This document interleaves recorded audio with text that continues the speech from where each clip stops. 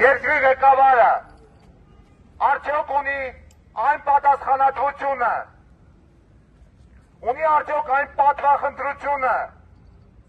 որ իր հայրենակիցը չպետք է գտնվի թշնամու բանտում, թե արդյոք այլևս նրան թշնամի չի համարում,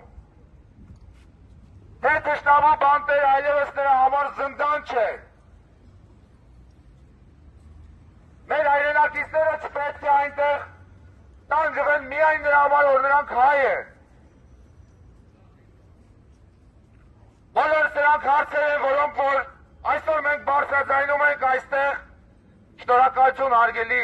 լրագրողներ, որ այսօր լուսաբանում եք։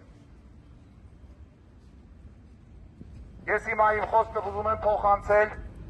Դավիթ Մանուկյանին։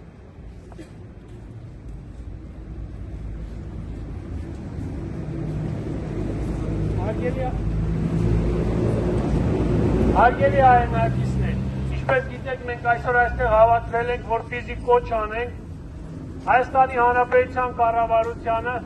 որպեսզի նա գործուն քայլեր ձեռնարկի Բաքվում գտնվող հայ գերիների վերադարձի համար։